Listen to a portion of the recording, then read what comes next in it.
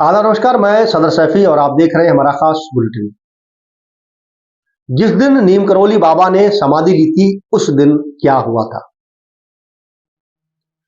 बाबा ने 11 सितंबर 1973 को अनंत चतुर्दशी के दिन महासमाधि ली थी। उस वक्त दुनिया के कोने कोने में उनको उनके भक्तों में शोक की लहर दौड़ गई थी। दोस्तों, आपको बता दें कि उत्तराखंड के नैनीताल में स्थित कैंची धाम मंदिर देश ही नहीं बल्कि दुनिया भर में बहुत ही प्रसिद्ध जगह है। दूर दूर से लोग यहाँ नीम करौली बाबा के दर्शन करने आते हैं और नीम करौली बाबा की ख्याति विश्व भर में फैली हुई है।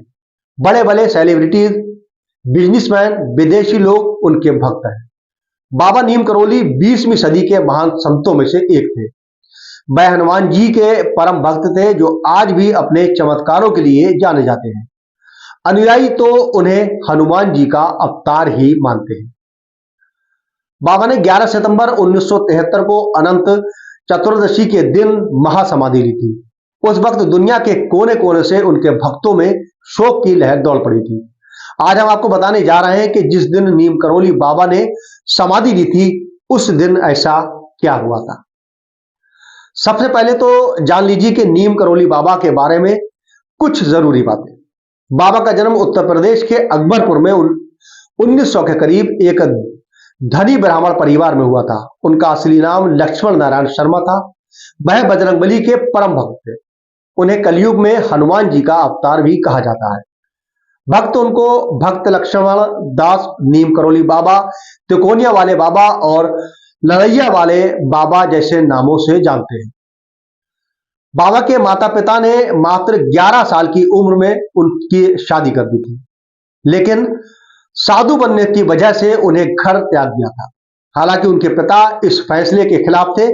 उसके बाद वह पिता के अनुरोध पर वैवाहिक जीवन जीने के लिए घर वापस लौटा है और 2 बेटे और 1 बेटी के पिता भी बन गए।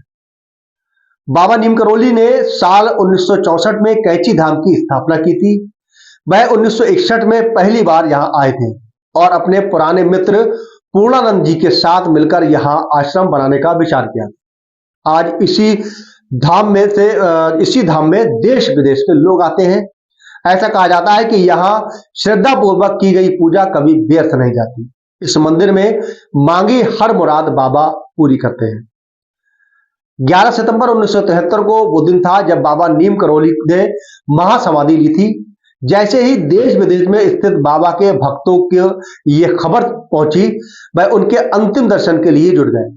उनकी मृत्यु से पहले बाबा ने भक्तों को कुछ संदेश दिए थे। कैंची धाम के भक्तों के अनुसार जब महाराज जी का अंतिम बार वृंदावन के लिए रवाना हो रहे थे तो उन्होंने धाम के सभी मंदिरों में जाकर प्रणाम किया था। उसके बाद में उन्होंने मां दुर्गा और हनुमान जी के दर्शन के सामने अपना कंबल फेंक दिया था, जिसके बाद भक्तों ने उन्हें वापस उड़ाया।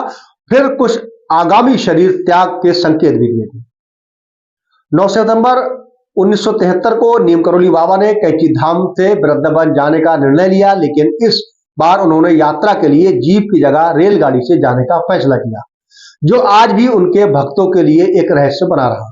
11 सितंबर 1973 की रात वह वृंदावन स्थित आश्रम में थे।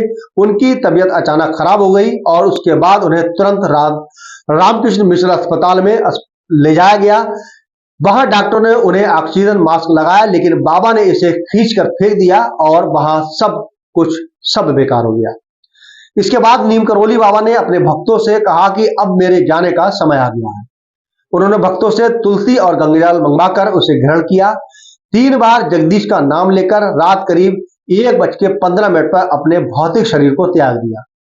जिस दिन बाबा ने अपने शरीर को त्याग दिया उस दिन अनंत चतुर्दशी थी, इसलिए हर साल 11 सितंबर को नीम करौली बाबा की पुण्यतिथि भी मनाई जाती है। शरीर त्याग करने के बाद बारी आई अब नीम करौली बाबा के अंतिम संस्कार की। उसे लेकर भक्तों में मतभेद था, क्योंकि कुछ का कहना था कि बाबा के शरीर को जल में विसर्जित किया जाए, तो कुछ समाधि के पक्ष में थे। लेकिन बाद में फैसला यह हुआ कि बाबा के शरीर का अग्नि संस्कार होगा। लेकिन जैसे ही अंतिम संस्कार के लिए नीम करौली बाबा का शरीर आश्रम में लाया गया, वैसे ही अचानक तेज तूफान और बारिश ने दस्तक दे दी। बारिश और तूफान इतना तेज था कि भक्तों को कुछ नजर नहीं आ रहा था। लेकिन श्री सिद्धि मां के कदम आश्रम से पड़ते ही तूफान शांत हो गया और सिद्धि मां उनकी शिष्या थी। अंतिम संस्कार के दौरान हुए उनके उसके बाद चंदन की लकड़ी पर बाबा के शरीर को रखकर अंतिम यात्रा निकाली गई और सभी भक्तों ने उनके अंतिम दर्शन किए थे। ऐसा कहा जाता है कि जब बाबा के शरीर को अंतिम मुखाग्नि दी गई थी तो कुछ भक्तों ने देखा कि नीम करोली बाबा राम लक्ष्मण के बीच में खड़े हैं और हनुमान जी उनकी परिक्रमा कर रहे हैं। अंतिम संस्कार होने के बाद उनके अवशेषों को कई तीर्थ स्थलों में विसर्जित किया गया था, जबकि कुछ अवशेषों को उनके अलग अलग आश्रमों में भेजा गया है, जहां पर बाद में उनकी मूर्तियां भी स्थापित की गई।